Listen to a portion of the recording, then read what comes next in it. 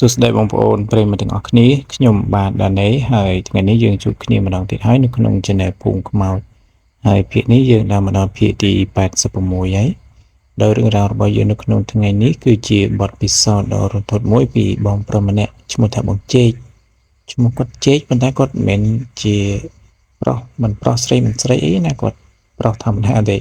តែឈ្មោះហ្នឹងគឺជាឈ្មោះដែលបងប្អូនប៉ាម៉ាក់គាត់ចំណាំទៅហៅឈ្មោះគាត់ផ្សេងទេហើយអញ្ចឹងយើងសូមហៅឈ្មោះគាត់ថាបងជេកអញ្ចឹងដែរចុះដល់បងជេកហ្នឹងគាត់ថាកាលពីអំឡុងឆ្នាំ2015ពេលហ្នឹងគាត់ទៅតែមានអាយុ15ឆ្នាំទេ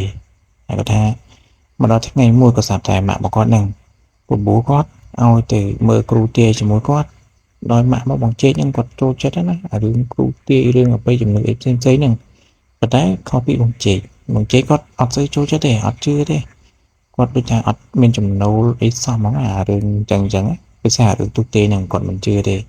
គាត់ជឿថាវាសនារបស់យើងម្នាក់ហ្នឹងគឺនៅយើងជាអ្នកសម្រេចមិនមែនគ្រូជាអ្នកទេថាអញ្ចេះថាអញ្ចឹងអីវាត្រូវតែអញ្ចឹងតាមគ្រូទេអានេះជាគំនិតរបស់បងជេកហ្នឹងណាអញ្ចឹងពេលដែលម៉ាក់មកគាត់បបួលទៅមើលគ្រូទេហ្នឹងបងជេកគាត់ប្រកែកគាត់ថាអត់ទៅទេទោះមិនក៏ទៅដែរប៉ុន្តែម៉ាក់មកគាត់ថ្ងៃហ្នឹងអត់ដឹងធ្វើម៉េចទេគាត់បខំបងជេកឲ្យទៅតទៅបានបងជេកមិនទៅគាត់លូគាត់ថាឲ្យគាត់ចេះគាត់ចោះចឹងណាហើយតទៅពេលបងជេកខ្ញុំគាត់ធុញពេកទៅហ្មងទៅកុំឲ្យម៉ាក់មកគាត់នឹងលូច្រើនទៀតហើយគាត់ទៅហ្នឹងគឺទៅគ្នាឡើង 4-5 នាក់មិនបងជេកប៉ាម៉ាក់គាត់ហើយនឹងមីងមកគាត់ 2 នាក់ទៀតអញ្ចឹងបងជេកគាត់ផ្ទះគ្រូមួយដែលម៉ាក់មកគាត់នាំទៅហ្នឹងគឺជាគ្រូល្បីនៅក្នុងស្រុករបស់គាត់រស់នៅនឹងអ្នកណាក៏គេល្បីដែរថាគ្រូនឹងប្រកែទេឆុតទេថាមិនដឹងថាកើតអញ្ចឹងហើយអានេះអ្នកភូមិនៅនឹងគេល្បីថាអញ្ចឹងហើយបងជេក៏ថាពីផ្ទះគាត់ទៅដល់ផ្ទះគ្រូហ្នឹងបើកឡានប្រហែលជាកន្លះម៉ោងដែរឆ្ងាយគួរសមហើយបានពេលទៅដល់ហ្នឹងក៏ឃើញថាផ្ទះរបស់គ្រូទេហ្នឹងដូចតាផ្ទះគ្រូទេផ្សេងអញ្ចឹងណាគេមានអាសនៈគេមានវត្ថុស័ក្តិសិទ្ធិរូបព្រះនេះព្រះនោះអញ្ចឹងទៅហើយគ្រូហ្នឹងគេប្រកបឲ្យបងជេកប៉ាម៉ាក់បងជេកហ្នឹង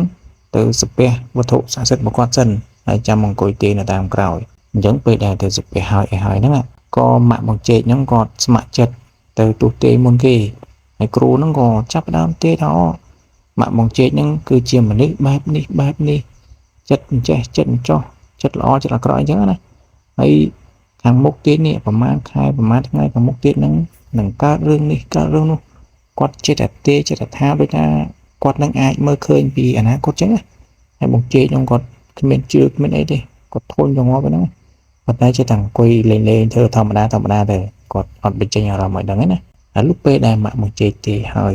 ស្រាប់តែលោកគ្រូម្នាក់ហ្នឹងគាត់និយាយថាអាជេកហើយមកនេះពីនោះបងជេកគាត់រៀងភ្ញាក់ថាគ្រូហ្នឹងមិនក៏ស្គាល់ឈ្មោះគាត់ហើយស្គាល់ឈ្មោះច្បាស់ម៉េចហៅទៅដូចស្និទ្ធស្នាលណាស់អញ្ចឹងហៅថាអាជេកហើយមកនេះហើយពេលហ្នឹងបងជេកគាត់ដូចថាមិនច្បាស់ដែរកាលពេលដែលមកដល់ហ្នឹង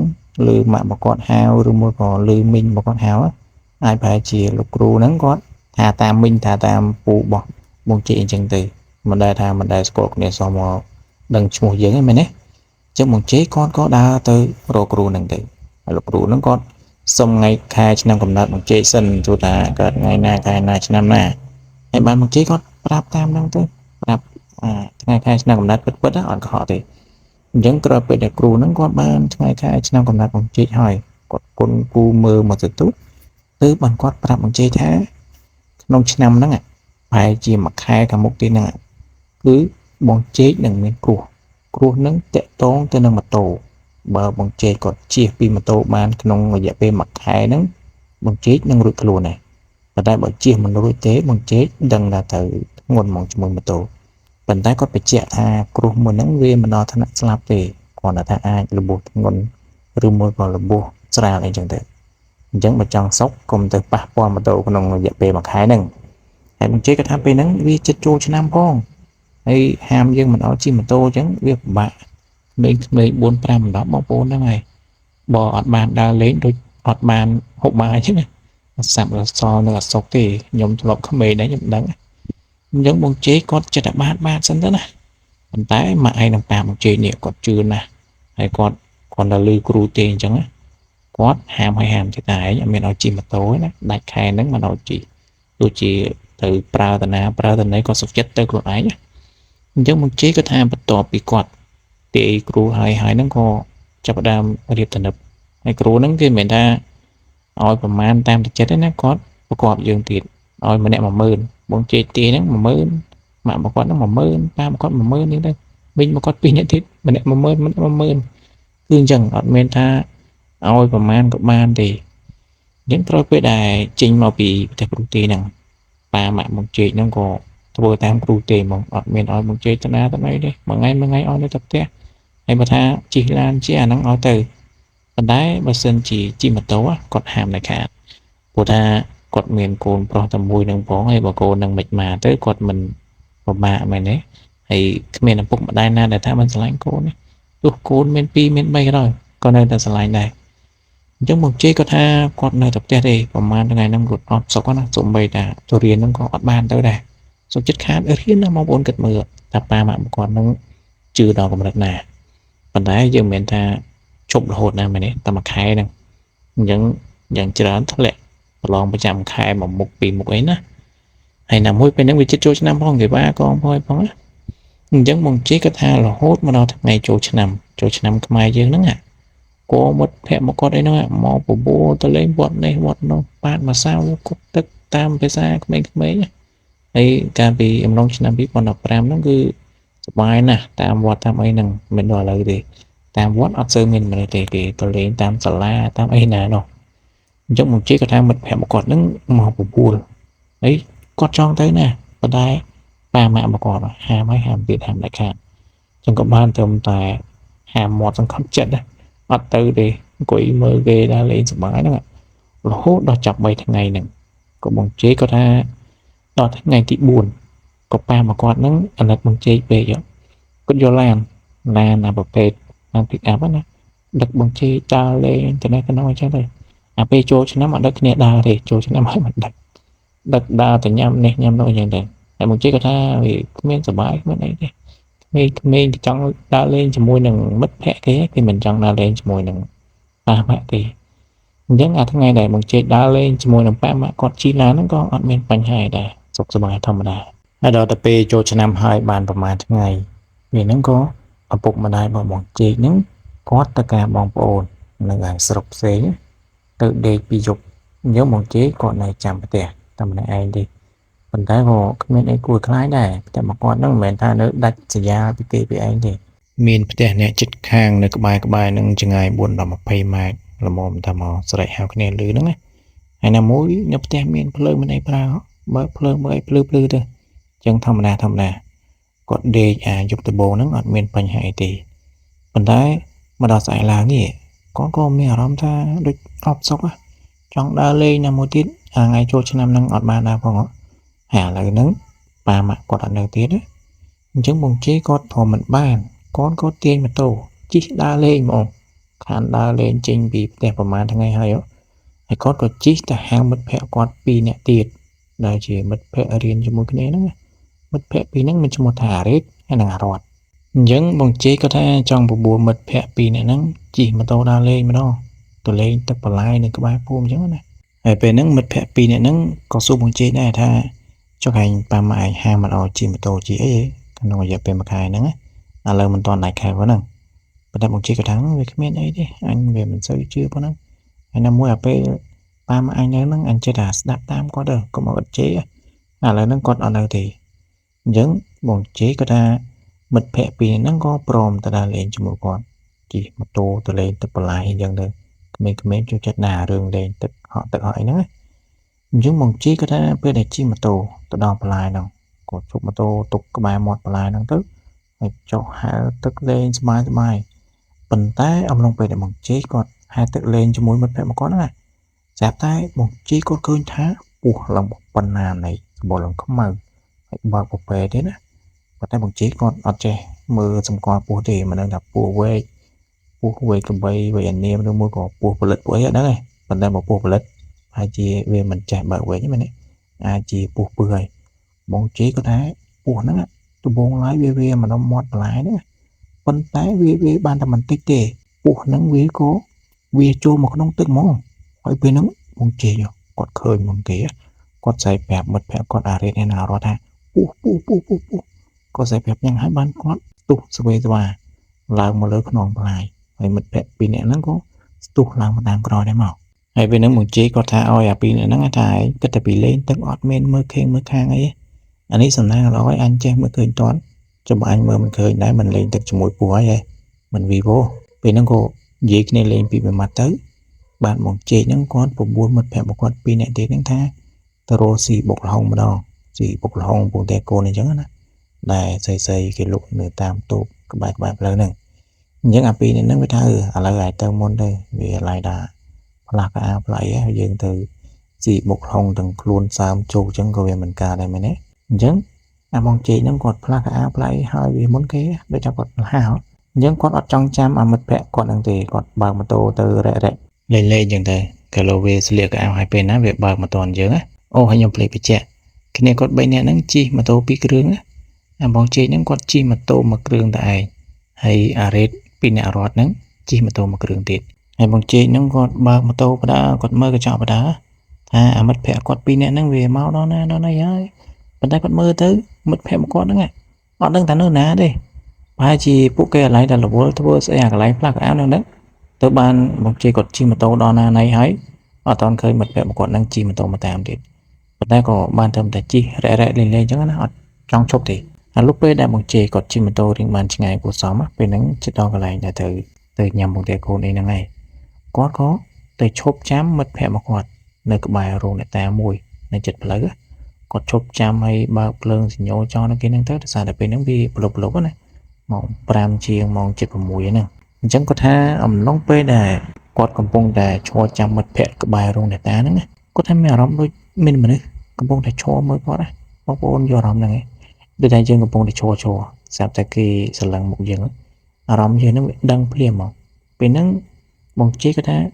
គឺអញ្ចឹងដូចមានអ្នកណាគេសម្លឹងមកគាត់ហ្នឹងណាប៉ុន្តែគាត់មើលឆ្វេងមើលស្ដាំមើលមុខមើលក្រោយហើយអត់មានអីទេមានតែគាត់ឯងហ្នឹងនៅក្បែររោងអ្នកតាហ្នឹងអញ្ចឹងគាត់ថាពេលដែលមិត្តភក្តិមកគាត់នេះជិះម៉ូតូមកជិតដល់ហ្នឹងឃើញមកលឹមគាត់សាបតែមានស្អីមិនដឹងទេមកតិចកគាត់អាចជាខ្មុំឬមួយក៏ស្រាំងអញ្ចឹងណាហើយគាត់អត់មានបានទៅដើរបុកនេះបុកនោះឬមួយក៏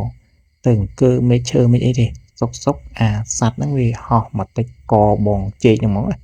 តិចអាកញ្ចឹងកផ្នែកខាងក្រោយនេះតិចបាត់គាត់លងឈឺវិញហ្នឹងហើយគាត់ថាតិចភ្លាមហ្នឹងមុខគាត់ចាប់ផ្ដើមឡងក្រហមដូចយើងមនុស្សដែលប្រតិកម្មជាមួយស្រាតទៅពេលផឹកស្រាទៅចេញមុខរាងក្រហមបងប្អូនតែឃើញអញ្ចឹងគឺអញ្ចឹងឯងបងជិះពេលហ្នឹងចាប់ដើមក្រហមប៉ុន្តែអត់តន់ក្រហមខ្លាំងឯងក្រហមលក្ខណៈដូចល្មមទេហើយពេលដែរអារ៉េតហ្នឹងអារត់មកដល់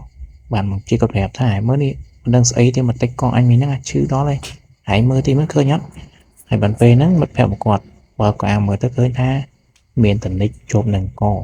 អញ្ចឹងបើតនិចជាប់នឹងកមានតែខ្មុំមែនទេមកស្រាំងវាតិចហើយវាដល់តនិចចេញចឹងគាត់ថាខ្មុំមកពីណាវាមកតិចកយើងនេះតែយើងឈរស្ងៀមឲ្យមិនបានទៅធ្វើបាបឬមួយក៏ទៅវ័យសបុកអីវាផងហ្នឹងណាចឹងក៏ឡើងម៉ូតូបើកទៅរកកន្លែងស៊ីបន្ទាកូនស៊ីបុកឡងរបស់ពួកគាត់ទៅប៉ុន្តែនៅតាមផ្លូវដែលបើកម៉ូតូទៅនេះបងជេគាត់ថាអាពីរអ្នកមិត្តភក្តិមកគាត់នឹងទៀតហើយបើកយឺតហើយទោះជាគាត់បើកយឺតប៉ុណ្ណាក៏ដោយក៏មិត្តភក្តិមកគាត់នឹងបើកស្ទឹងតែមិនតាន់គាត់ដែរហើយគាត់ក៏លេចមើលកញ្ចក់រហូតមើលឡើងគាត់ស្រាប់តែឃើញថាមុខមកគាត់នេះវាកាន់តែក្រហមខ្លាំងទៅ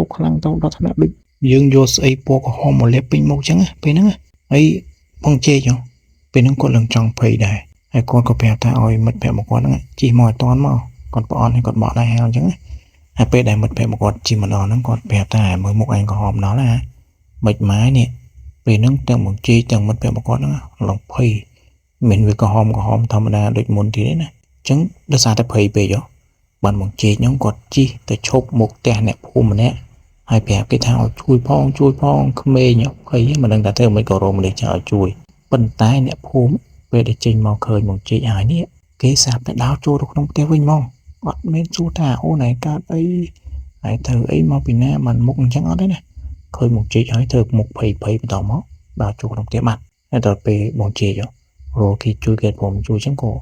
បានធ្វើតែឡើងម៉ូតូបញ្ញាប់ជីទៅផ្ទះវិញទៅរកអូនមីងពូអីជួយទៅពេទ្យចឹងទៅ ពេលហ្នឹងអារឿងថាទៅស៊ីបុកឡុងអីឆាចោលសិនណាអញ្ចឹងពេលដែលបើកម៉ូតូមកតាមផ្លូវនេះបងជេក៏តាមគាត់ប្រឹងបើកឲ្យលឿនបញ្ញាប់ទៅដល់ផ្ទះបញ្ញាប់ទៅពេទ្យបញ្ញាប់អីណាមួយចង់ដឹងផងថាគាត់វាកើតអីហើយមិនបានសុកទៅជាក្រហមមុខក្រហមមាត់អញ្ចឹងហើយអំឡុងពេលដែលបងជេគាត់បើកម៉ូតូហ្នឹងគាត់សាប់តែឮសូរសំឡេងកាផ្លេម៉ូតូពីអារ៉េតហើយនឹងអារ៉ាត់ដែលបើកខាងក្រោយហ្នឹងវាកាផ្លេទីទីទីទីទីយូរទៅមិនកាផ្លេទីទីចឹងឯងលក្ខណៈចុចជាប់មកទីលឺសូរនឹងយូរហ្នឹងហើយពេលហ្នឹងបងជេគាត់អត់មានបានខ្វល់ជាមួយមិត្តភក្តិមកគាត់ទេគាត់គិតតែពីជិះម៉ូតូទៅមិនឲ្យវាចាប់ដល់ផ្ទះប៉ុន្តែអំឡុងពេលដែលបងជេគាត់ប្រឹងមួលម៉ូតូហ្នឹងគាត់សាប់តែមានអារម្មណ៍ថាមុខរបស់គាត់នេះក្តៅដូចយើងយកមុខមកយើងដាក់នឹងក្បែរផ្លូវហ្នឹងក្តៅមកភេភេអញ្ចឹងហើយបន្ទាប់មកសាប់តែងឹតមុខឈឹងមើលអីគាត់ឃើញនេះដូចមានអ្នកណាគេយកស្អីមកបាំងភ្នែកយើងចិត្តឈឹងអញ្ចឹងប៉ុន្តែបងជេគាត់ថាពេលហ្នឹងគាត់នៅមានស្មារតីនៅឡើយទេអត់មានតន់ថាស្លាប់ឬមួយក៏លេងនឹងអីណាតែគ្រាន់តែថាយើងកំពុងតែបើកម៉ូតូលឿនហើយចាប់តែភ្នែកយើងមើលផ្លូវឃើញបងវាមិនបើកខុសផ្លូវមែនទេគាត់ថាគាត់បើកធ្លាក់ផ្លូវលុះសូត្រតែប្រាវពេលហ្នឹងមិនដឹងថាបុកស្អីគេមួយស្អីណាប៉ុន្តែគាត់ណាលើសូត្រប្រាវហើយបានគាត់ហ្នឹងបាត់បង់ស្មារតីស្លាប់ឈឹងហ្មងហើយមិនដឹងថាស្លាប់ប្រហែលម៉ោងស្លាប់ប្រហែលថ្ងៃណាប៉ុន្តែពេលដែលគាត់បើកភ្នែកឡើងមកវិញហ្នឹងឃើញថាខ្លួនរបស់គាត់ហ្នឹងនៅពេទ្យបាត់ហើយញាក់ឡើងមកឃើញមានជាប់សេរ៉ូមជាប់ឯនៅដៃហើយអាកន្លែងមុខកន្លែងហ្នឹងម្ដុំលើអញ្ចាម្ដុំឯហ្នឹងបែកទៀតដេបិទបងពេញទៅហ្នឹងហើយពេទ្យហ្នឹងគេថាគេឆ្លោះឲ្យកោឆ្លៃមើលឃើញថាបងជេហ្នឹងបាក់ដងក្បិតទៀតដួលហ្នឹងមិនទៅតែបែកមុខហ្នឹងណាបាក់ដងក្បិតទៀតដួលធ្ងន់ធ្ងរមែនទេហើយគាត់ថាឃើញម៉ាក់ប៉ាមកគាត់នឹងនៅក្បែរនឹងយំអញ្ចឹងទៅតែនៅពេលហ្នឹងបងជេគាត់អត់មានតន់ស្លាប់ទេណាគាត់ថាទៅរបួសហើយរឿងដែលវាចម្លែកជាងនឹងទៀតបងប្អូនដឹងថាម៉េចទេ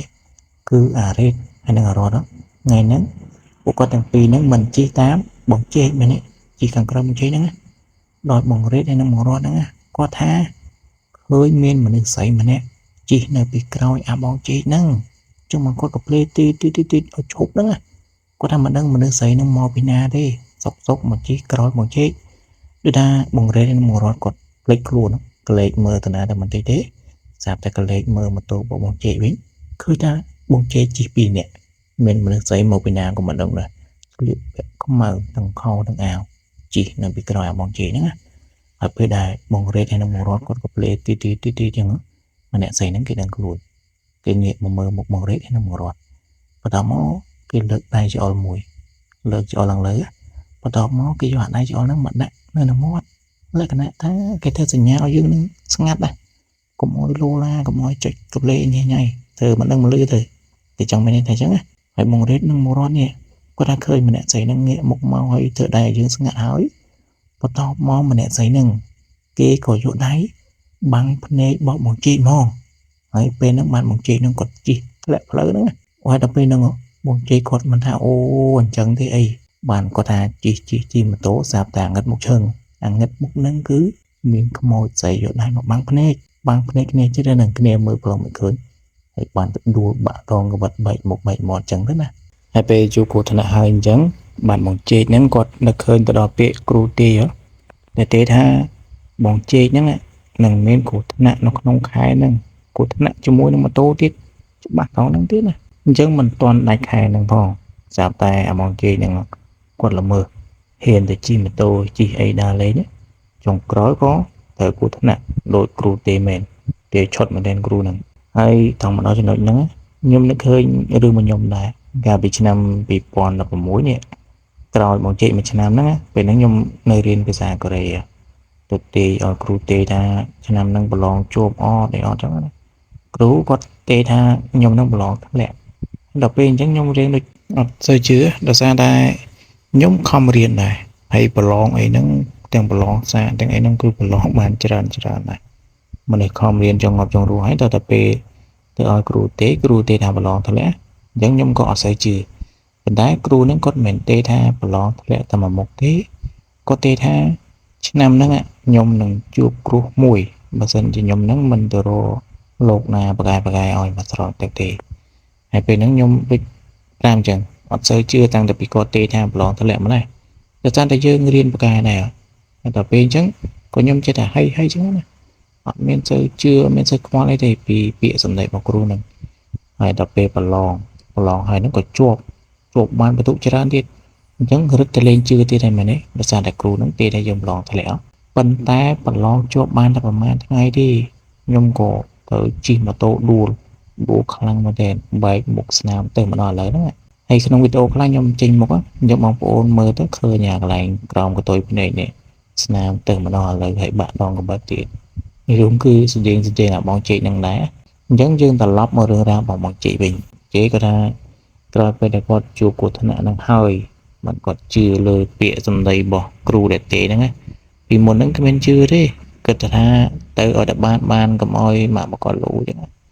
តែដល់ពេលជួបបញ្ហាជួបរឿងអញ្ចឹងមិនដឹងអូខេអញ្ចឹងទាំងអស់នេះវាគឺជាសាច់រឿងទាំងមូលរបស់បងជេកដែលគាត់បានជួបប្រទះនៅកំឡុងពេលដែលគាត់បានទៅមើលគ្រូទេហើយគ្រូទេតែមានគ្រោះចុងក្រោយគ្រោះមែនគ្រោះធំទៀតណាអូខេយើងថ្ងៃនេះមានតែប៉ុណ្្នឹងទេបងប្អូនហើយសូមអភ័យទោសផងដោយសារតែសំឡេងក្នុងវីដេអូនេះក៏ប្រហែលជាមិនច្បាស់ដែរដោយសារតែយើងថតបើកចង្ហាផងហើយបើមិនបើកចង្ហាទេវាក្តៅហើយបើទៅវាសំឡេងអត់ច្បាស់ហើយពិបាកមែនណាប៉ុន្តែហ្នឹងហើយធ្វើម៉េចទេស្ដាប់បានប៉ុណ្ណាក៏យកប៉ុណ្ណឹងទៅស្ដាប់មិនបានក៏មិនដឹងថាទៅបង្ខំបងប្អូនមិនដែរអូខេអញ្ចឹងថ្ងៃនេះមានតែប៉ុណ្្នឹងទេហើយយើងចាំជួបគ្នានៅវីដេអូក្រោយទៀតបាយបាយសួស្តីបងប្អូនប្រិយមិត្តទាំងអស់គ្នាខ្ញុំបាទដានីហើយថ្ងៃនេះយើងជួបគ្នាម្ដងទៀតហើយនៅក្នុង Channel ភូមិខ្មោចហើយភាគនេះយើងដើរមកដល់ភាគទី86ហើយដល់រឿងរ៉ាវរបស់យើងនៅក្នុងថ្ងៃនេះគឺជាសាច់រឿងរបស់បងប្រុសម្នាក់ឈ្មោះថាបងដែនដែលបងដែនបច្ចុប្បន្ននេះគាត់មានអាយុ37ឆ្នាំណាប៉ុន្តែអំឡុងពេលដែលគាត់នៅក្មេងៗស្ទាវហ្នឹងគាត់បានជួបនៅហេតុការណ៍ដ៏គួរឲ្យខ្លាចមួយជាមួយនឹងក្រុមមិត្តភក្តិរបស់គាត់ឥឡូវយើងមកនិយាយរៀបរាប់ពីជីវិតបងដែនជាមុនសិនកាលពីគាត់នៅក្មេងៗនៅរៀនណាគាត់ថាអំឡុងពេលដែលគាត់នៅក្មេងៗថ្នាក់ទី11ថ្នាក់ទី12ហ្នឹងគាត់មានមិត្តភក្តិជាច្រើនដែលផ្ទះនៅក្បែរគ្នានឹងទៅរៀនទៅអីជាមួយគ្នាអញ្ចឹងពេលដែលមកដល់ថ្នាក់ទី12ចាប់ផ្ដើមប្រឡងបាក់ឌុបប្រឡងអីហ្នឹងក៏មានអ្នកខ្លះជាប់អ្នកខ្លះធ្លាក់ប៉ុន្តែសម្រាប់មកចុងក្រោយអត់មានអ្នកណាគេឡើងទៅរៀនបន្តនៅពេញទេសិតតាជាកូនអ្នកស្រែមានដីចំការអីច្រើនអញ្ចឹងណាដីស្រែក៏ច្រើនដែរអញ្ចឹងម្នាក់សិតតែនៅផ្ទះជួយធ្វើស្រែចំការពុកម៉ែអញ្ចឹងទៅអញ្ចឹងទោះជាប្រឡងចប់ថ្នាក់ទី12ហើយក៏នៅតែជួបជុំគ្នាអ្នកខ្លះទៀតក៏នៅកំឡោះអ្នកខ្លះក៏មានប្រពន្ធមានអីអញ្ចឹងទៅហើយស្រាប់តែមកដល់ថ្ងៃមួយក៏បងដែនគាត់ថាមានមិត្តភក្តិគាត់ម្នាក់ទេមកហើយគាត់ក៏លើកនិយាយធម្មតាអញ្ចឹងទៅប៉ុន្តែមិត្តភក្តិដែលទេមកបងដែនហ្នឹងគាត់មិនមែនទេមកលេងគាត់មិនមែនទេមកហៅផឹកដូចរដងទេណាគាត់ទេមកហ្នឹងគឺប្រាប់ដំណឹងអាក្រក់មួយដោយគាត់ប្រាប់ថា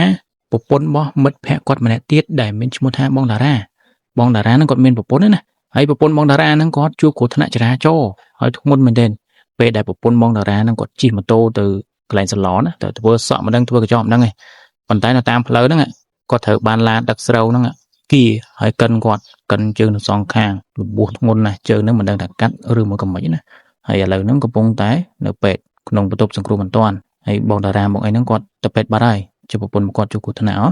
ហើយមិត្តភក្តិដែលទេមកបងដែនហ្នឹងគាត់ចង់ទៅពេទ្យដែរចង់ទៅមើលទៅជួយលើកទឹកចិត្តមិត្តភក្តិអញ្ចឹងណាហើយគាត់សួរថាបងដែនហ្នឹងទៅអត់បើទៅបានជាមួយគ្នាអញ្ចឹងបងដែនហ្នឹងគាត់ទៅពេលហ្នឹងទោះជារវល់អីក៏ដោយក៏ទុកមកដុំសិនណាអញ្ចឹងគាត់ក៏ទៅពេទ្យទៅមើលប្រពន្ធបងតារាហ្នឹងពីអ្នកមិត្តភក្តិគាត់ម្នាក់ទៀតហើយបានពេលដែលបងដែនគាត់ទៅដល់ពេទ្យហ្នឹងគាត់ឃើញថាប្រពន្ធបងតារាហ្នឹងត្រូវរបួសធ្ងន់មែនទែនមិនត្រូវតែជើងទេត្រូវក្បាលត្រូវខ្លួនទៅអីទៀតចាពេលឡានដឹកស្រូវហ្នឹងវាគីកិនវាកូតជាមួយនេះជាមួយនោះចឹងទៅហើយម៉ូតូអីមិនបាច់មើលទេតិចទីអត់លេងហើយសម្រាប់សម្រួលចុងក្រោយមកក៏ពេទ្យហ្នឹងគេ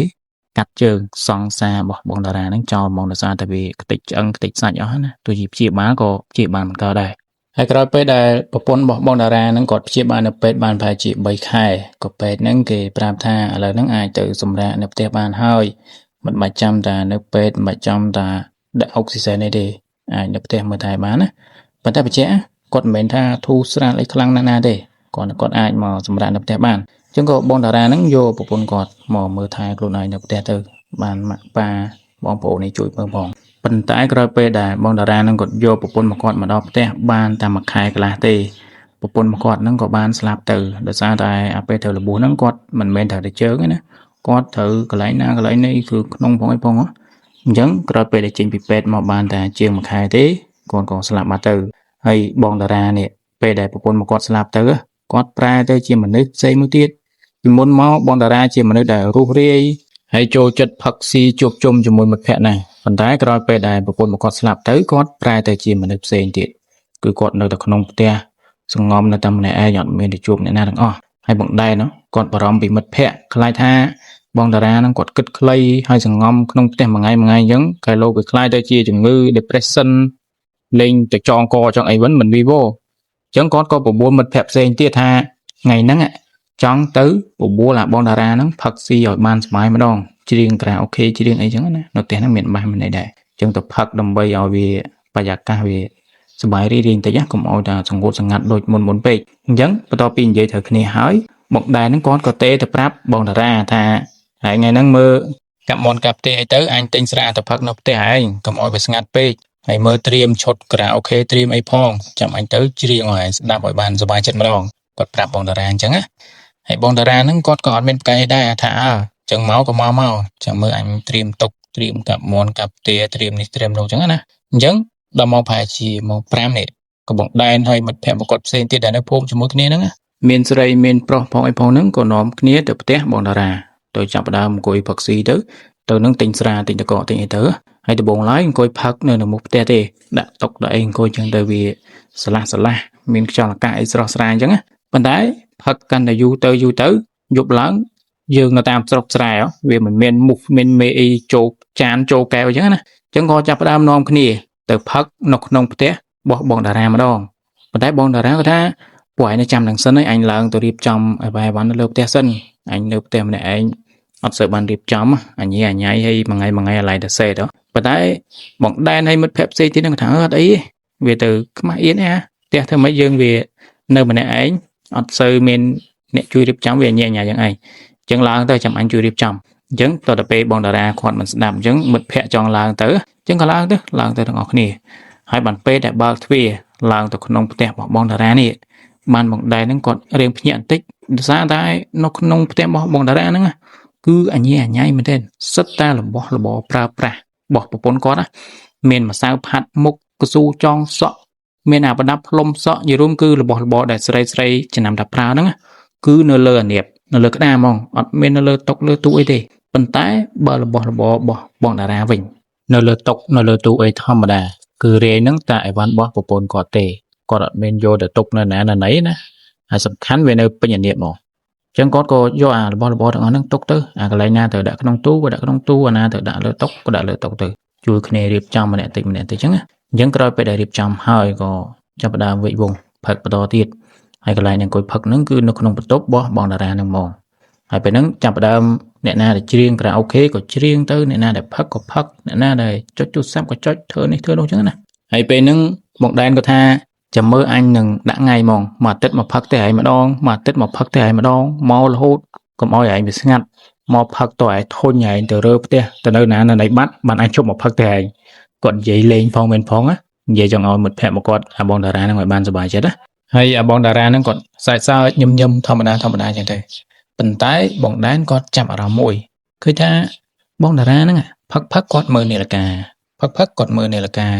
บ้านปีใบในที่กอดมือมันน้องโดยถ้ากอดเตียงมองtừ đó mong na có từ miền cái môi từ thơ chứ á phần thái ọt miền này na cái xu thì chạm ở đó tại bọn đan mình ai thì ai bọn đan nó có bàn xu này còn là tha khơi nhạc bóng đà ra nó còn mờ này là cả là hộ hay bóng đan nó có tha miền mất phèo cọt mà nè tiết mua tha à sang ha nó có cối phắc nơi cái bài một vì nó còn một tục bóng đà ra nó có tha à sang ha nó về phắc về thơ tiên đạp ấy mà giang phần tàu mốt về bảo thuê mờ từ cái nào chuyện tới cái bật thuê cho mình từ bóng lái bóng đán có sman tha mật phèo bọc mẹ nắng về chưa nôm và đấy hot men tới nè hãy phật ban một số tiết bảo thuê đi đây bảo thuê hãy còn mờ tích bật thuê mình cái thơ thành chăng 745 đó hãy lông pe nắng comment mật phèo đại của bông đại chiên cả ok nè chiên của chết chiên như thế nè phật có chết phật chẳng được hay bóng đài đó có ngò pé con có đô lại phật vô keo vô chan một con nắng từng cối cái bài bóng sang hà nằm đâu hãy số tha sang hà hãy chưa nôm hết bài trong tới mình tới nơi bảo thuê cho lang chuyện đấy hay bong sòng hà nó có tha còn on bên bàn chưa nôm tê phần tái còn lưu số sầm lên chầm lại គាត់ថាលឺសូរដូចសំឡេងមានមនុស្សអូសអីមួយយ៉ាងអញ្ចឹងដូចយើងអង្គុយហើយមានម្នាក់ទៀតអូសជើងអញ្ចឹងវាលឺសូរអញ្ចឹងលឺសូរដូចសាច់យើងនឹងវាក៏កាត់ជាមួយក្តារលឺសូងើតងើតងើតងើតអញ្ចឹងទៅហើយគាត់ប្រាប់ឲ្យបងដែរហ្នឹងជួយស្ដាប់មើលលឺសូរដូចគាត់អត់ហើយបងដែរហ្នឹងគាត់ថាគាត់ថ្លង់អាមិត្តភក្តិដែលច្រៀងនឹងផងអីផងហើយគាត់ទៀងស្ដាប់ដល់យូរបានគាត់ថាលឺមែនលឺសូរដូចយើងពោបហើយយើងតោងក្តារវាលឺអញ្ចឹងណាអញ្ចឹងវាសាច់យើងក៏កាត់ជាមួយក្តារវាបញ្ចេញសំឡេងមកបែបហ្នឹងខ្ញុំវាពិបាកធ្វើសំឡេងហ្នឹងទៀតណាតែបងប្អូនចង់លឺអាសំឡេងហ្នឹងសាកធ្វើទៅពោបលើក្តារហើយវាមើលលឺសូរអញ្ចឹងឯងអញ្ចឹងពេលដែលលឺសូរដូចគ្នាអញ្ចឹងណាពួកគាត់ទាំងពីរនាក់ហ្នឹងបងដែនហើយនឹងអាបងសង្ហាហ្នឹងណាក៏ប្រមូលគ្នាដើរចេញទៅមើលបើកទ្វារដើរចេញមើលទៅប៉ុន្តែពេលដែលបើកទ្វារចេញទៅមើលហ្នឹងក៏អត់មានឃើញអីទេគឺវាស្រឡះធម្មតាហ្នឹងណាហើយផ្ទះរបស់បងតារាហ្នឹងគឺជាលក្ខណៈប្រភេទផ្ទះឈើខ្ពស់ផុតពីដីហើយចដើរឡើងផ្ទះរបស់គាត់ហ្នឹងមិនមែននៅខាងមុខផ្ទះហើយក៏មិនមែននៅចំហៀងផ្ទះដូចគេដូចឯងដែរគាត់ធ្វើពីខាងក្រោមផ្ទះហ្មងអញ្ចឹងបើយើងចង់ចុះឬមកក៏យើងចង់ឡើងលើផ្ទះយើងត្រូវបើកអាទ្វារគេរុញពីក្រោមឡើងលើតែពេលយើងចង់បិទទ្វារយើងទាញទ្វារពីលើហ្នឹងបិទមកក្រោមវិញបងប្អូនណាដែលមានផ្ទះប្រភេទអញ្ចឹងគឺយល់ហើយអាទ្វារហ្នឹងណាអញ្ចឹងគាត់ថាគាត់មើលទៅឃើញតែអាទ្វារហ្នឹងហើយកាលពីហ្នឹងគឺវាស្រឡះធម្មតាអត់មានឃើញមនុស្សណាវាអីលើហ្នឹងទេអញ្ចឹងក៏ចូលមកក្នុងបន្ទប់វិញមកអង្គុយផឹកបន្តទៀតប៉ុន្តែពេលដែលមកដល់ក្នុងបន្ទប់វិញហ្នឹងបងដែនគាត់ថាបងតារាហ្នឹងមើលមកគាត់រហូតមើលទៅដូចថាចាប់អារម្មណ៍គាត់សង្ស័យគាត់អីម្យ៉ាងអញ្ចឹងហើយគាត់ធ្វើមុខដូចសេតចង់យំតិចអីបន្តិចអញ្ចឹងក៏បងដែនហ្នឹងប្រាប់បងសង្ហាថាឲ្យដូរកន្លែងអង្គុយទៅមិនអង្គុយកន្លែងគៀនមកទ្វារហ្នឹងទេគេលោវាលឺសូរសំឡេងនេះសំឡេងនោះអីទៀតណាដូរកន្លែងអង្គុយទៅយើងផឹកដឹងតែផឹកសុបាយទៅកុំគិតរឿងអីផ្សេងកុំនាំឲ្យបងតារាហ្នឹងគាត់គិតច្រើនគាត់សេតនឹកប្រពន្ធអញ្ចឹងណាគិតតែពីសុបាយទៅរឿងអីផ្សេងយើងទុកមកកដប់សិនហើយបងដែនគាត់ថាមុខបងតារាហ្នឹងចាប់ផ្ដើមកាន់តែសេតទៅយូរទៅព្រិចញាប់ចង់ពេបបន្តិចអីបន្តិចណាអញ្ចឹងតតែពេលមើលឃើញថាសភាពការមិនស្រួលអញ្ចឹងទៅអ្នកដែលច្រៀងហ្នឹងក៏ផ្អាកច្រៀងសិនបិទស្ងាត់ឈឹងហ្មងពេលហ្នឹងណាហើយពេលដែលវាស្ងាត់ឈឹងអញ្ចឹងអាសំឡេងដែលបងដែនហើយនឹងបងសង្ហាគាត់ចំណាំតែលឺសូរហ្នឹងសំឡេងដូចមានគេអូសអីហ្នឹង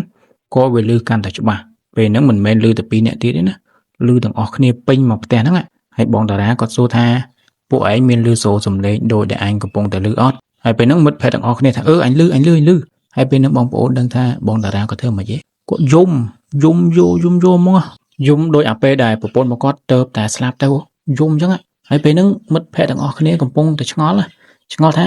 ាបងតារាហ្នឹងគាត់យំរឿងអីហើយមិនបានសុកយំអញ្ចឹងហើយអាសំឡេងអូសលឺសូរគ្រូកនៅលើផ្ទះហ្នឹងគាត់ឆ្ងល់ដែរមិនដឹងថាហ្នឹងវាជាសំឡេងស្អីគេណាហើយបងតារាគាត់យំបានមកសន្ទុះទៅគាត់ក៏ងើបឡើងដើរទៅអាកន្លែងមាត់ប្អួចរបស់គាត់ហ្នឹងមាត់ប្អួចផ្ទះបងតារាហ្នឹងអត់មានចម្រឹងដៃណាគាត់បើកប្អួចហើយហក់ចុះទៅក្រោមលឺសូរតែព្រុសហើយពេលហ្នឹងម្នាក់ស្រឡាំងកាំងថាហេតុអីបានបងតារាគាត់ធ្វើអញ្ចឹងទាំងមុននឹងផឹកស៊ីជាមួយគ្នាធម្មតាសោះហ្នឹងហើយសុកស្រាប់តែយំហើយហក់ចុះអញ្ចឹងបណ្ដោយហើយពេលហ្នឹងមិត្តភក្តិដែលកំពុងអង្គុយផឹកហ្នឹងក៏បញ្ញាប់រត់ចុះទៅក្រោមចុះតាមចដាចុះតាមអីស្រួលបួលអត់មានហក់តាមទេចង់ចុះទៅមើលថាបងតារាហ្នឹងមិនហើយប៉ុន្តែបងប្អូនអើយពេលដែលពួកគាត់រត់ចុះមកតាមចដាហ្នឹងគាត់សាបតែទៅវាជាមួយនឹងប្រពន្ធបងតារាដែលស្លាប់ទៅហើយហ្នឹងគឺទាំងបងដែនទាំងមិត្តភក្តិមកគាត់ទាំងអស់គ្នាហ្នឹងឃើញថាប្រពន្ធបងតារាហ្នឹងកំពុងតែវាឡើងមកតាមកម្មចដាហើយជើងមកគាត់ហ្នឹងវាដាច់ធំជង្គង់ដូចពេលដែលគាត់ជួបគ្រោះថ្នាក់ចរាចរណ៍ហ្នឹងហើយមុខអីសុទ្ធតែឈាមតោងមកឡើងតាមកម្មចដាហ្នឹងបងប្អូនសាកសម័យរូបភាពនឹងមើលថាវាបញ្ហាទៅផ្លូវរត់មានតែមួយហ្នឹងទេតាមកម្មចដាហ្នឹងឯងឥឡូវនេះឃើញប្រពន្ធបងតារាលេងវាមកតាមកម្មចដាចុងពេលហ្នឹងអ្នកខ្លះឃើញភ្លាមស្លាប់នៅកន្លែងហ្នឹងហ្មងអ្នកខ្លះទៀតនៅមានស្មារតីប៉ុន្តែភ័យពេកអត់ដឹងថារត់ទៅណាក៏ហក់ទៅតាមប្អួចតាមកន្លែងដែលបងតារាលោតមុនហ្នឹងលោតទៅហើយបងដែរនេះគាត់ភ័យពេកអត់មានបានហក់ទៅណាទៅណីគេទេស្លាប់នៅកន្លែងហ្នឹងហ្មងហើយក្រោយមកបងដែនគាត់ថាពេលគាត់ដឹងខ្លួនមកវិញហ្នឹងគាត់មានលឺសូរសំឡេងឡានពេទ្យផងឡានប៉ូលីសផងអីផងមកចតពេញមុខផ្ទះបងតារាហ្នឹងប្រហែលជាអ្នកចិត្តខាងគេឃើញថាផ្ទះហ្នឹងអាយុអាចារ្យឃើញមានហក់ពីលើផ្ទះហក់អីចឹងគេទេហៅឡានប៉ូលីសឡានពេទ្យចឹងក៏អ្នកខ្លះលើកដាក់ឡានពេទ្យដឹកទៅហើយចំណែកឯបងដែនវិញអត់មានរបួសអីធ្ងន់ធ្ងរប្រហែលទេគាត់គ្រាន់តែបែកក្បាលទេអាពេលដែលគាត់ភ័យពេកហ្នឹងស្លាប់ដួលបោកក្បាលទៅនឹងជើងតុកអាកន្លែងជ្រុងហ្នឹងចឹងបែកដេតែ5ធ្នេទេគឺរបួសរាងស្រាលជាងគេប៉ុន្តែអ្នកដែលទៅរបួសធ្ងន់នេះទីមួយគឺបងតារាគាត់ហក់ពីលើផ្ទះមករបួសបែកក្បាលហក់ពីលើមកវាសំតែបាក់ជើងប៉ុន្តែបែកទៅជាបែកក្បាលវិញហើយមិត្តភក្តិម្នាក់ទៀត ដែលហក់តាមបងតារានឹងដែរគាត់បាក់កែងជើងគឺលបោះមកល្មមប៉ុន្តែមិត្តភ័ក្តិម្នាក់ទៀតដែលលបោះធ្ងន់ជាងគេនេះគឺបងសង្ហាដែលចំណាំតែលឺសូរសំឡេងអូសនេះអូសនោះរហូតហ្នឹងលឺសូរមុនគេហ្នឹងបងសង្ហាហ្នឹងគាត់ក៏ហក់មកដែរហក់ពីលើផ្ទះហ្នឹងហើយបងសង្ហាហ្នឹងគាត់លបោះធ្ងន់ណាស់បាក់ឆ្អឹងខ្នងដល់ថ្នាក់ខាងពេទ្យអីហ្នឹងគេជួយមិនក៏ជួយអត់បានដែរគាត់មិនស្លាប់ទេប៉ុន្តែគាត់ខ្លាយទៅជាមនុស្សដែលពិការមួយជីវិតដូចមនុស្សរុក្ខជាតិអញ្ចឹងដេកនៅតែលើគ្រែធ្វើអីក៏ធ្វើមិនកើតចាំតែគេធ្វើឲ្យគ្រប់សពបែបយ៉ាងមិនថាតាញ៉ាំបាយបត់ដៃបត់ជើងដោះធ្មេញដោះមុខដោះមាត់អីទេគឺជាមនុស្សដែលកំរើកខ្លួនលេចបានមកហើយមិត្តភ័ក្តិស្រីទៀតក៏អត់មានគ្រោះថ្នាក់អីធ្ងន់ធ្ងរដែរចុះគាត់ស្មារតីខ្សោយអញ្ចឹងណាគាត់តែឃើញប៉ុណ្ណឹងស្លាប់បាត់ហើយអត់មានបានហក់ពីលើផ្ទះគេឯងទេហើយកន្លែងហ្នឹងយើងសោកស្ដាយមែនទែនទៅលើបងសង្ហាតែប៉ុន្តែគាត់អត់មានមកបំណងអាក្រក់អីទេគាត់គ្រាន់តែចង់មកលើកទឹកចិត្តបងតារានាំឲ្យសប្បាយអញ្ចឹងមកផឹកលេងប៉ុន្តែតទៅពេលឃើញថាប្រពន្ធបងតារាហ្នឹងលេងបង្ហាញខ្លួនមកច្បាស់អញ្ចឹងគ្នាមិនភ័យហក់ពីលើផ្ទះហ្មងទៅហក់មកហ្នឹងក៏វាចំចំណុចកន្លែងណាដែលវាសំខាន់បាក់ឆ្អឹងហ្នឹងក៏កំរើកខ្លួនលេងបានខ្លាយទៅជាមនុស្សពិការរហូតបណ្ដោយហើយក្រោយពេលដែលហេតុការណ៍មួយហ្នឹងវារៀងស្ងប់ស្ងាត់បន្តិចបានប្រហែលជាមួយខែ2ខែទៅមុខក៏បងដែនគាត់ទៅសួរបងតារាម្ដងសួរថាតើប្រពន្ធបងតារាហ្នឹងតែងតែមកបង្ហាញខ្លួនឲ្យបងតារាឃើញអញ្ចឹងតែរហូតឬមួយក៏ទៅតែមកបង្ហាញខ្លួនថ្ងៃដែលពួកគាត់ទៅផឹកស៊ីហ្នឹងទេហើយបានពេលហ្នឹងបងតារាហ្នឹងគាត់ក៏ប្រាប់មកគាត់ថាក្រោយពេលដែលប្រពន្ធមកគាត់ស្លាប់ទៅបានប្រហែលជា5ទៅ6ថ្ងៃគាត់ថាប្រពន្ធមកគាត់ហ្នឹងគឺត្រឡប់មកផ្ទះវិញប៉ុន្តែត្រឡប់មកវិញហ្នឹងមិនមែនរូបរាងដូចកាលដែលគាត់នៅរស់ធម្មតាណាត្រឡប់មករូបរាងពេលដែលគាត់ជួបគ្រោះថ្នាក់ចរាចរណ៍មកឈាមពេញខ្លួនសំខាន់ជើងមិនត្រឹមតែជង្គង់ទេមកអញ្ចឹងមិនពេលហ្នឹងបងប្អូនឃើញទេគាត់ទៅផ្ទះបងតារាគាត់ឃើញថាបងតារាហ្នឹងគាត់យករបស់របរដែលប្រពន្ធរបស់គាត់ប្រើប្រាស់ហ្នឹងដាក់នៅលើអានៀបទាំងអស់មិនថាតែប្រដាប់ផ្លុំសក់ប្រដាប់ចងសក់ម្សៅលាបមុខម្សៅផាត់មុខអីទេដាក់នៅលើអានៀបនៅលើក្តារហ្មងស្រួលឲ្យប្រពន្ធរបស់គាត់យកប្រើចុះគ្នាមានជើងឯណាដូចមុនមានត្រឹមតែជង្គង់ហ្នឹងឡើងលើនេះឡើងលើនោះមិនកើតឈោងយកនេះនោះវាពិបាកអញ្ចឹងបានជាគាត់យករបស់របរដែលប្រពន្ធរបស់គាត់តែងតែប្រើហ្នឹងដាក់នៅលើអានៀបមកលើកលែងតែរបស់ដែលបងតារាគាត់ប្រើទេបានគាត់ដាក់នៅលើតុនៅលើទូអីជាធម្មតាហើយគាត់ថាគាត់ឆ្ងល់ណាស់បើសិនជាមានមិត្តភ័ក្តិឬមួយក៏មានអ្នកណាអ្នកណីគេមកគ្នាច្រើន5 6នាក់ដូចថ្ងៃផឹកហ្នឹងអញ្ចឹងតើគេនឹងឃើញប្រពន្ធរបស់គាត់ដូចគាត់ឃើញដែរអត់ឬមួយក៏គាត់ឃើញតែម្នាក់ឯងទេគាត់វាឈួតវាប្រសាយប្រសាទវាមិនគាត់ចង់ដឹងទៅបានក្រោយមកហ្នឹងមិនបងដែនគាត់ទេទៅបងតារាថាចង់ទៅផឹកស៊ីចង់ទៅសប្បាយជុំគ្នាកុំអោយបងតារាហ្នឹងគាត់សេទៅអញ្ចឹងត្រូវម៉េចបងតារាហ្នឹងគាត់កំពុងតែចង់សាកផងចង់ដឹងថាមិត្តភ័ក្តិរបស់គាត់ហ្នឹងអាចឃើញដូចគាត់ឃើញដែរអត់អញ្ចឹងពេលដែលមកផឹកស៊ីហ្នឹងក៏ដំបូងឡើយមិនបងសង្ហាគាត់លឺសូរសំឡេងអូគ្រឺហ្នឹងតាមពិតមិនមែនសំឡេងអូអីទេគឺប្រពន្ធរបស់បងតារាហ្នឹងគាត់វានៅលើផ្ទះហ្នឹងវាគ្រឺចឹងទៅសំឡេងដូចយើងពោបហើយយើងប្រឹងវាមិនលឺសូរអញ្ចឹងមែនទេបងប្អូនពោះយើងនឹងវាកកិតជាមួយក្តារប៉ុន្តែពេលដែលគាត់ប្រហើបទ្វារមើលទៅអត់មានឃើញទេរហូតដល់ពេលដែលបងដែនគាត់លឺសូរដែរក៏គាត់ចេញទៅមើលពីអ្នកបងសង្ហាហ្នឹងគាត់នៅតែមិនឃើញប៉ុន្តែក្រោយពេលដែលបងតារាគាត់ចាប់ផ្ដើមយំនេះ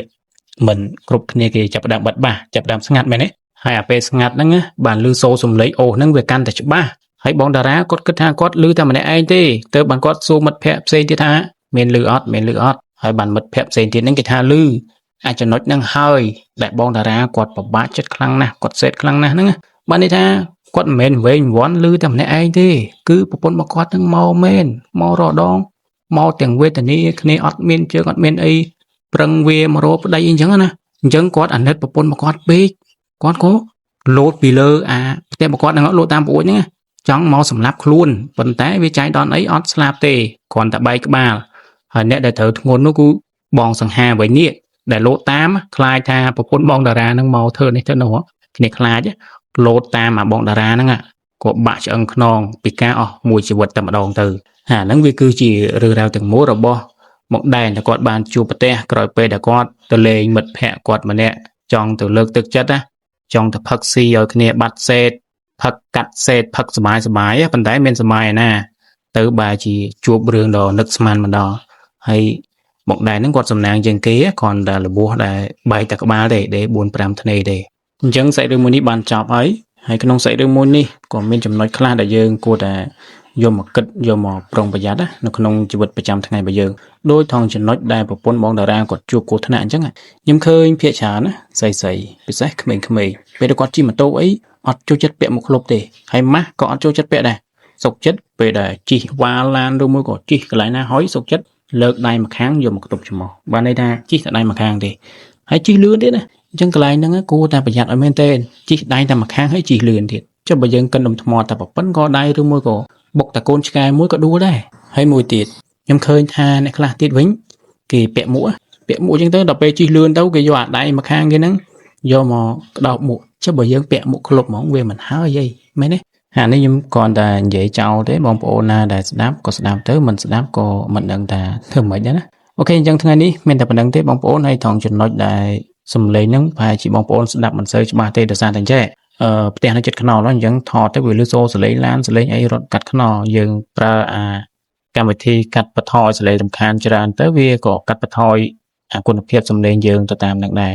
ហើយមួយទៀតខ្ញុំថតផ្ទាល់ជាមួយនឹងទូរស័ព្ទហ្មងអត់មានបានប្រើ microphone នេះទេមុនហ្នឹងប្រើដែរតែវាខូចអញ្ចឹងណាអត់ទាន់បានទិញថ្មីចាំមើលទិញថ្មីទៅប្រហែលជាសលេងវាច្បាស់ជាងហ្នឹងប៉ុន្តែឥឡូវហ្នឹងគឺនៅឡើយទេអូខេអញ្ចឹងមានតែប៉ុណ្្នឹងទេបងប្អូនហើយយើងចាំជួបគ្នានៅនីតិខ្មោចក្រោយៗទៀតអរគុណ